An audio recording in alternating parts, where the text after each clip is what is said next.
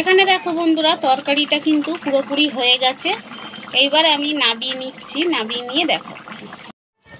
Variety মৌ কিচেনে আবার একটা নতুন রান্না নিয়ে চলে এসেছি। এখানে দেখো আমি কড়াই কিন্তু প্রথমেই তেল বসিয়ে দিয়েছি, আর কড়ার তেলটা কিন্তু ভালো করে গরম করে নিতে হবে।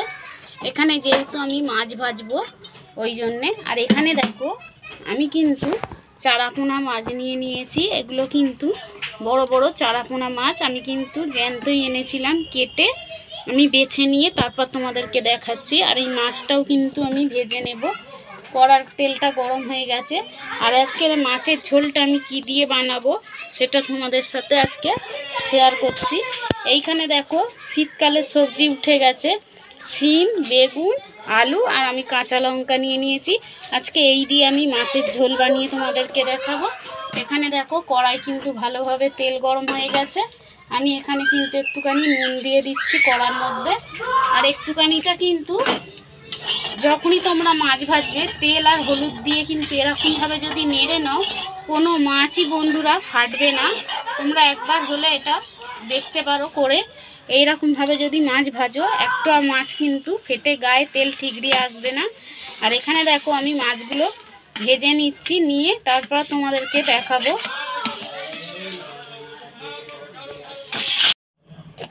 এখানে দেখো বন্ধুরা আমি কিন্তু মাছটা ভেজে তুলে নিয়েছি। আর এই কড়ার মধ্যেই দিয়ে দেবো কালো জিরে ফোড়নে,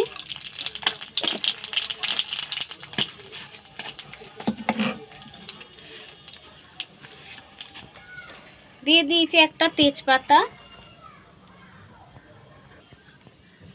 এখানে দেখো আলু, শিম আর বেগুনটা আমি দিয়ে ভেজে নেব।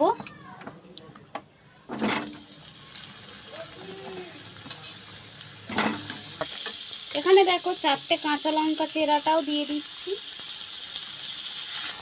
এখানে দেখো শিম আর বেগুন আলুটা আমি ভালো করে ভেজে নিয়েছি। আমি এটা নাবিয়ে নিচ্ছি, নাবিয়ে নিয়ে তারপর এখানে দেখো বন্ধুরা আমি শিম আলুটা ভেজে নিয়েছি, নিয়ে নাবিয়ে নিয়েছি। আর এখানে কড়াইয়ে অল্প একটু তেল দিয়ে দিয়েছি আর দিয়ে দিচ্ছি টমেটো কুচি। এখানে দেখো টমেটো কুচিটা দিয়ে দিয়েছি আর আমি একটু নেড়ে চেড়ে ভেজে নিচ্ছি। আর এখানে দেখো আমি কিন্তু আদা বাটা দেবো না, আমি এখানে আদা কুড়ে দিচ্ছি। তোমরা চাইলে কিন্তু আদাটা বেটে দিতে পারো, আদা আর গোটা জিরে কিন্তু বেটে নিয়ে দিতে পারো। এখানে কিন্তু আমি গুঁড়ো জিরে দেবো বলে আমি ওই জন্য গোটা জিরে ব্যবহার করিনি। আর আদাটাও আমি কুড়ে দিলাম, আদাটা কুড়ে দিলে কিন্তু খেতে ভালো হয়। আর চাইলে কিন্তু তোমরা কিন্তু আদাটাকে বেটেও দিতে পারো।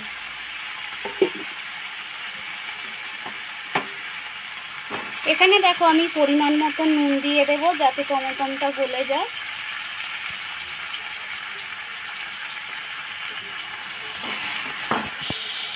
এখানে দেখো আমি আমার পরিমাণ মতন হলুদ গুঁড়ো দিয়ে দিচ্ছি।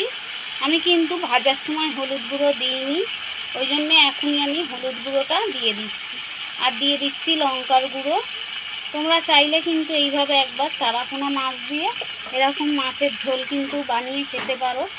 এখানে দেখো আমি নুন, হলুদ আর গুঁড়ো লঙ্কাটা দিয়ে দিয়েছি। এখানে দিয়ে দেব জিরে গুঁড়ো। এখানে দেখো ধনে গুঁড়ো দিয়ে দিচ্ছি 1 চামচে, তো 1 চামচে দিয়ে দিচ্ছি। এখানে দেখো মশলাটা পুড়ে যাচ্ছে বলে আমি অল্প একটু জল দিয়ে নেব।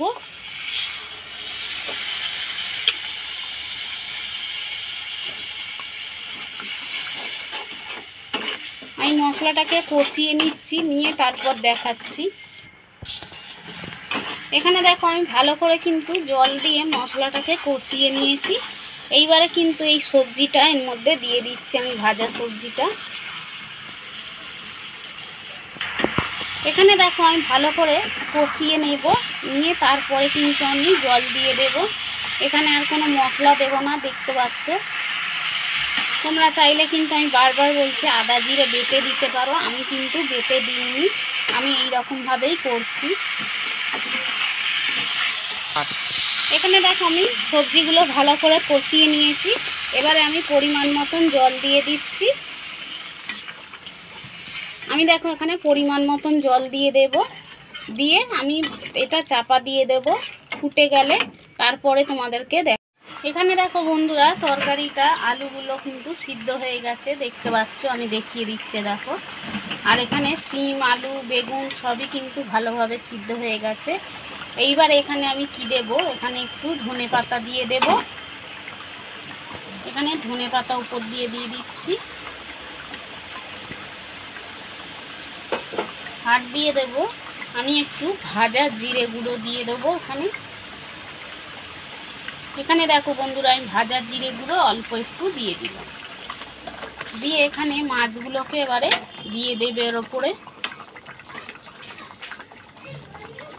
এখানে দেখো মাছগুলো দিয়ে একটু ফুটিয়ে নিয়ে তারপরে তোমাদেরকে দেখাচ্ছি।